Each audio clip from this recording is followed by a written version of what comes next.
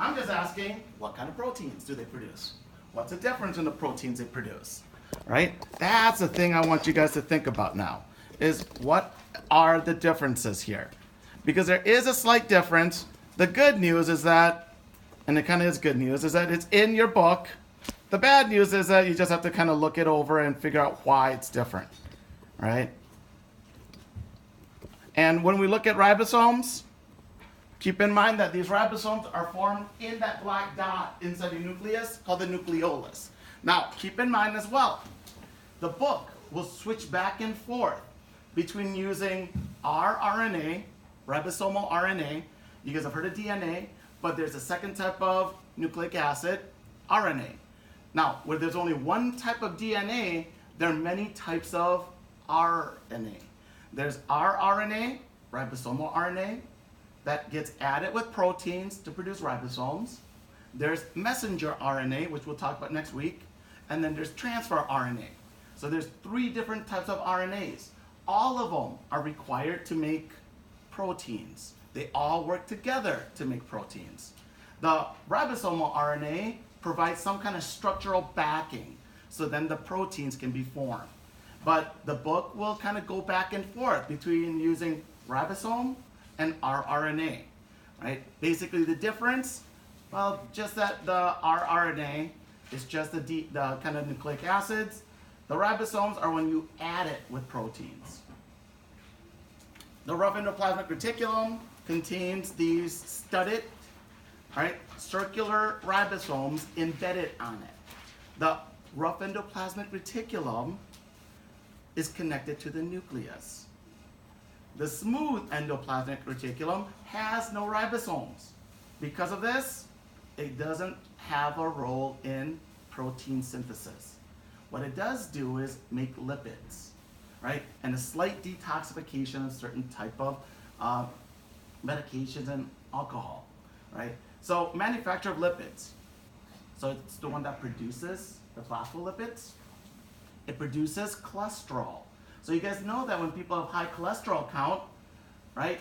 I mean real cholesterol, what happens is the cholesterol that we make is actually produced by cells in our body. And we measure it. So you can see people that don't eat eggs, that really have good diet, right? They don't overeat any one kind of, animal protein. Well, what happens is they still sometimes have really high cholesterol count. Why? It's because our body synthesizes its own cholesterol, right? The reason why? Simple. Cholesterol is the basic framework to produce testosterone, estrogen, and progesterone. So all 3 of those are made from cholesterol. So whether you're a woman or a man, all of our sex hormones are produced from some form of cholesterol by the smooth endoplasmic reticulum. Golgi apparatus, right? Again, polar molecules likes reacting with polar molecules. Non-polar molecules like reacting with other non-polar molecules. Why am I mentioning this now? Right? I want you to think of the Golgi apparatus as like the FedEx or the United States Postal Service. What do I mean by this? Can I just, I want to send my son in Madison a nice sweater, right? Can I just put it in a mailbox and just stuff the sweater in there and expect it to get there? I mean, it's silly, right? Of course not, right? So how do I send it to him? I need to put it in a box. I need to package it. Then I need to put in the address to where he lives. So then they know where to distribute it. And then I need to put stamps in there. So then they'll actually pick it up, right? So all of those are what the Golgi apparatus does. The Golgi receives the proteins that are produced by the ribosomes. Those proteins aren't just going to work right there. Some of the proteins are going to be removed and they're going to be released into the bloodstream. So then the whole body can use it. So we need to package it differently. Some of the proteins are going to be in the plasma membrane. Some of the proteins are going to be found inside the cell. So all of those different types of proteins need to be processed, packaged, and distributed differently. And that's where the Golgi comes in. The Golgi receives the protein. Here's a protein. Here's a Golgi receiving the protein and then it packages it. As it packages it, it puts a little bit of its own kind of fatty covering over it. And now you have a fatty covering over the protein. Remember, proteins are made out of amino acids. They can't get in and out of your cells easily, right? They need help. But what we can do when we need to make a protein that the rest of the body needs, right? I can cover it in fat. As I cover it in a little bit of lipid, now the lipid from the Golgi can come up and react with the lipid in your plasma membrane. Fats like reacting with other fats. And what happens? They meld together, and then you can push the protein out of the cell. Process we call exocytosis. This is what we mean by packaging, modifying, and then distributing it out. Right. A couple more, lysosomes. Lysosomes are formed by the Golgi apparatus. The most important thing it does is like the trash compactor of your cells.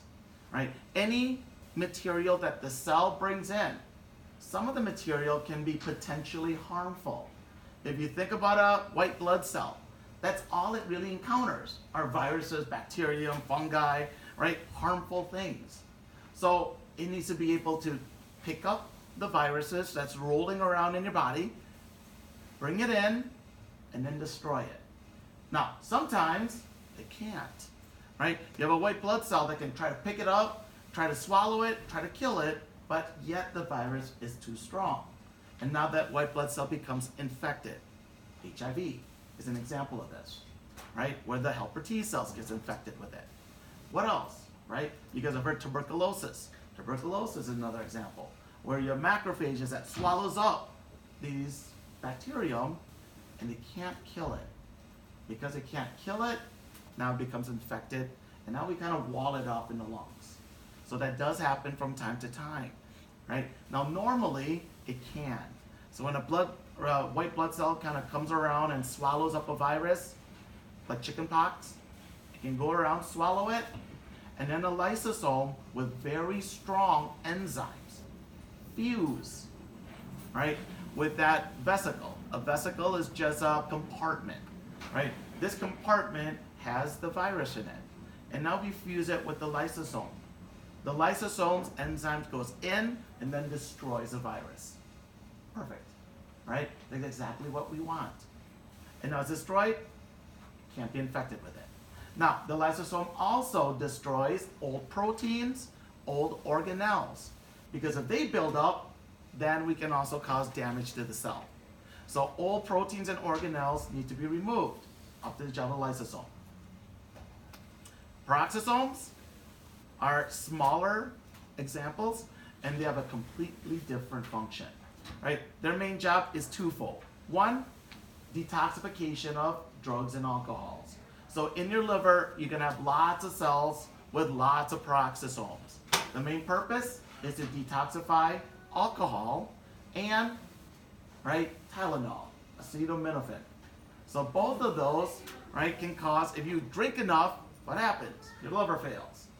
If you take too much Tylenol, even for like a week at a time, right, it can also cause liver failure.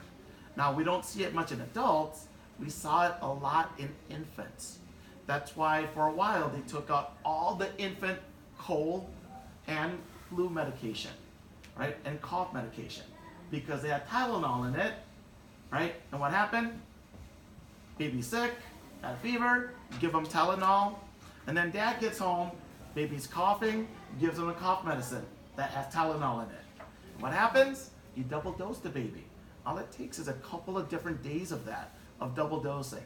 I was in an M&M board, all right? It's nothing to do with candy. It's a morbidity mortality board, right, at the hospitals. Usually we look at bad outcomes that occurred, right, from a patient.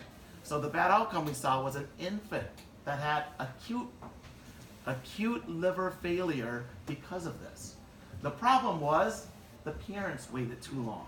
The baby became jaundiced, right, which is a sign that the liver's failed, and the parents waited too long afterwards. Now, afterwards, that acute renal failure, the liver failure, turned into chronic liver failure because they waited too long, right? If they would have brought the baby in 24, 48 hours earlier, we can give them something that will usually reverse it, called homocysteine, right? But it was too late by the time they brought it in. We tried the homocysteine, didn't work. Baby went to chronic renal failure. Baby required now a partial liver transplant, right? All because of Tylenol. Another thing it does in terms of peroxisome, contains enzymes used to break down fatty acids and amino acids. So then we can use these as a fuel source. This becomes very important if you are on either the Atkins, the Proteo diet, the Zone diet, the keto diet. All of them have the same basis, which is eating fats and proteins and very little carbohydrates. So the peroxisomes are the ones that kind of convert the fats and the proteins into usable glucose for the rest of the body to use. Okay, the last one that's important is the mitochondria. Mitochondria is where ATP synthesis occurs. Is where the Krebs cycle occurs. Is where most of you guys have probably glancingly heard of the Krebs cycle, also called the citric acid cycle. Anybody's ever heard of the mitochondrial electron transport chain? Right? That is actually how we get energy.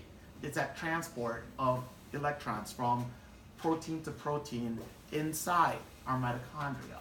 Right? The mitochondria, though, requires oxygen to form those ATPs. So when we have oxygen and we have glucose, mitochondria is incredibly efficient. Produces 36 ATPs for 1 molecule of glucose. Great. The problem is, right, sometimes we don't get enough of one or the other.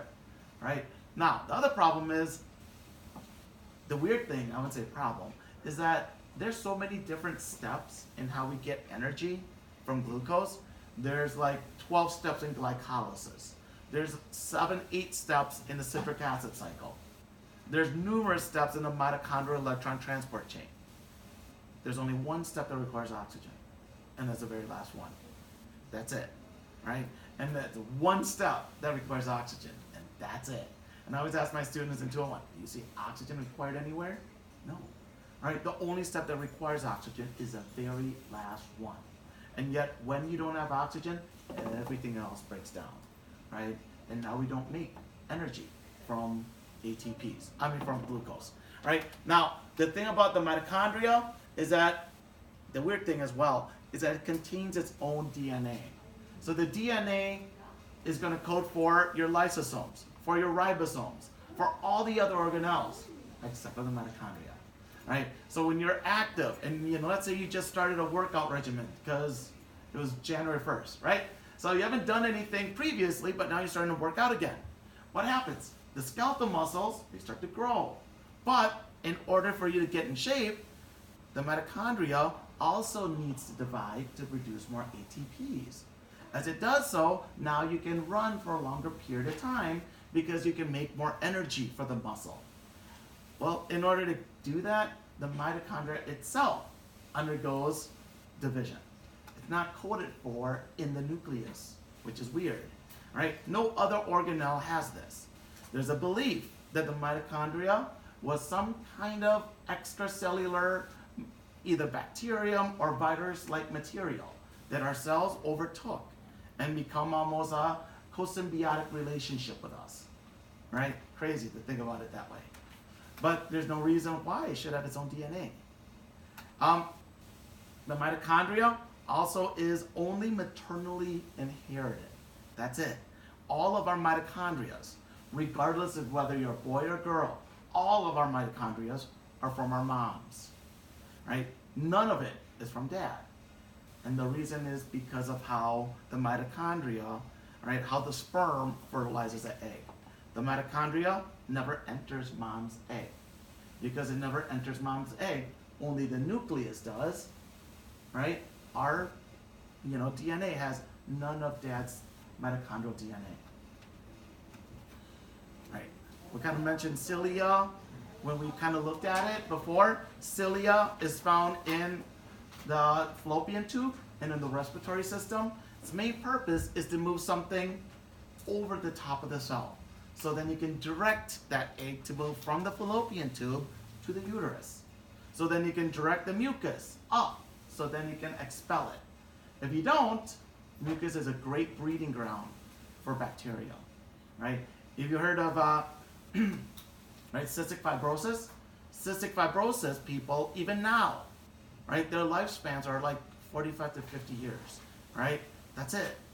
And that's if you're lucky. Usually with cystic fibrosis, the cilia cannot do its job. The mucus gets trapped in the lungs, and then you get some real funky infection. Most common cause of death is pneumonia from it, but not the pneumonias that we see, right? Not the bacterial pneumonias.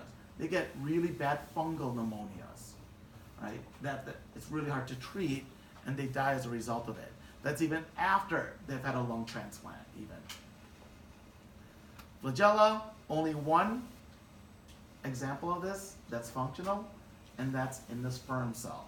It has a whip-like tail, allows you to move in a whip-like fashion, so then you can move things around, right? So then the egg, right, and let me phrase it, the sperm can move towards the egg and then implant. The last one's a microvilli. Microvilli, where there's going to be a lot of microvilli. Unusually cells that are there for either producing something important or for absorbing something important.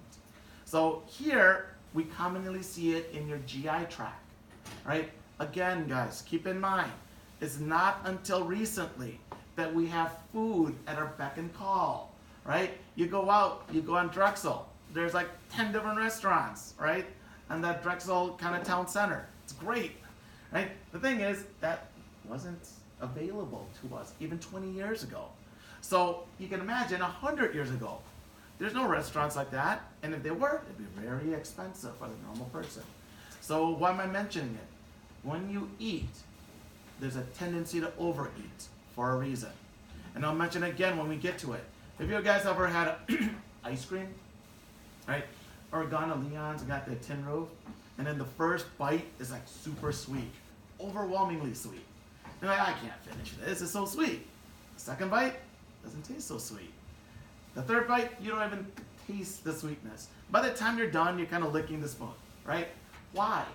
It's because your body actually adjusts to that sweetness after the first bite. So as you adjust to it, it takes even a greater amount to cause the same activation. Right? Why? So then you can eat it and finish it and overeat. Because if you don't know when your next meal was coming, you want to overeat and store up as much nutrients as possible. Same thing with salt. Right? When you open up a bag of potato chips, it's really salty at first, isn't it? And then after done with the bag, you're like licking your fingers. Right? Why? Same thing. All right? Back in the day, you didn't get salt. So when you do eat something with salt, you want to eat a lot of it and store it for later. Now, how do we absorb that? Right? Because we're eating it and overeating it. Well, we need to somehow absorb it through our cells. If our cells were flat, let's imagine I cut this area off right here. If I cut it off, the plasma membrane is flat. There's not a lot of room to have receptors, so then we can absorb glucose. Receptors, so then we can absorb amino acids. There's not a lot of room if we cut this off. Now, with the microvilli, right, instead of having a flat plasma membrane, the plasma membrane goes up and then down, up and then down, right, extending the length of the plasma membrane. So now I have a lot more room for receptors, a lot more room for absorption, right? Now, we know this is the case because when people have true celiac disease, these microvilli becomes very short. And when they become very short, they don't absorb as much nutrients as they should. And people with true celiac disease are actually malnourished because they don't absorb as much nutrients as they should because it's an autoimmune disease where these microvilli become very blunted. Okay, that's it? I have a question. Yep. Let me turn this off for a second.